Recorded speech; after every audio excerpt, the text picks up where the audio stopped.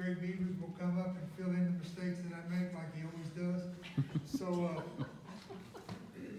this is the mayor's state of the city, and really, you are the state of the city.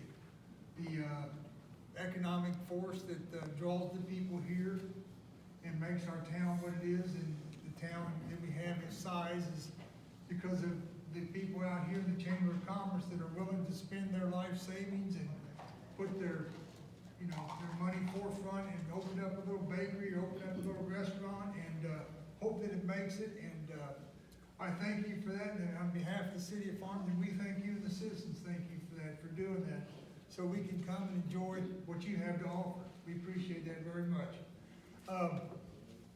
We ended the fiscal year on September 30th, 2021, in the sound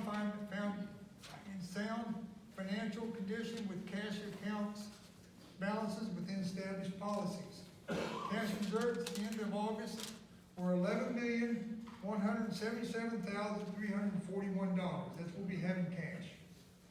So we are doing very, very well as a city. And I want to thank the administration and all the way down to the lowest employee that works for the city of Farmington. They all have pride, and we have pride in what they do. Scheduled upgrades to the street, stormwater, electric, and we call them public works. Our Tower Drive substation completion and online. That's the one behind Circle K Metals. And for those old timers, it used to be Premier Linen. So, Old Fairytown water main and street improvements have been done. Pine Street improvements and extensions. This was all last year. Basically last year. And Maple Street sidewalk was done. The stormwater detention at John Crouch Park was done. Stormwater detention at Washington Street was done. Water improvements to serve Farmington Metals were done. Electric distribution improvements to Farmington Metals were done. And the Fleming Street water main replacements and street improvements were done.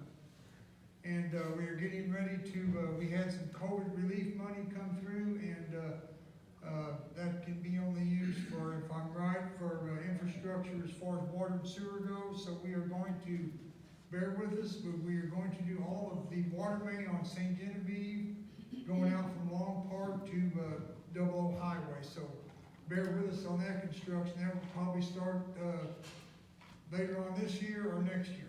That will be a long process to do. Please bear with us. That will be a thing. Also, in November we have a ballot, and I know the Chamber of Commerce don't like to hear about tax increases, but this is a very nominal bit. It's 1/4 cent for safety.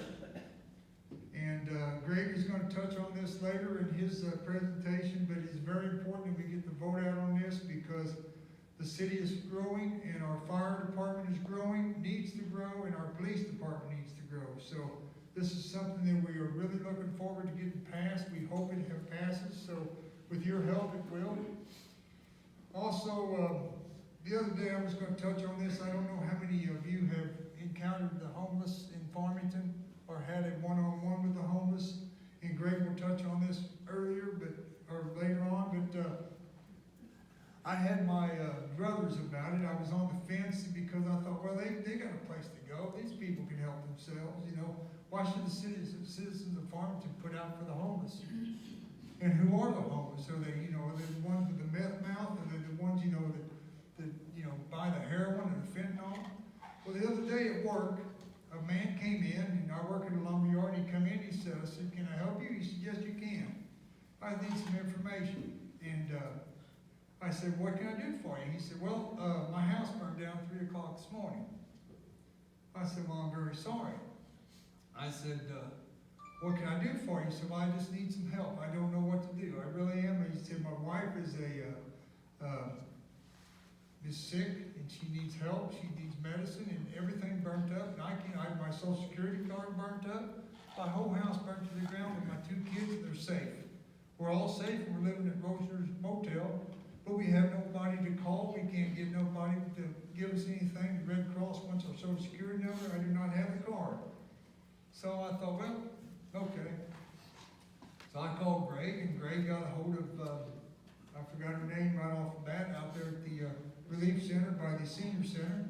And she called me back, and I got the guy on the phone, and I said, here's the guy right here. He talked to her, and he said, okay. So he left. I said, everything okay? They're working on it. So he came back to the store where I work. He goes, I did not know you were the mayor. And I said, well, it don't matter who I am, sir. I said, you have a problem, and I'm here to help. That's just the way I was brought up. He said, well, I said, I thank you very much. He said, I didn't have anything for this morning. We had lost everything. My boys are okay. My wife, she's sick and she needs medicine.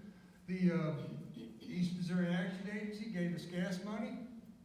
They helped us with the motel, and they've called some people to get her medicine. And I want to thank you very much. And I thought, that's a homeless person, because their home burned down. It makes sense. That's a homeless person.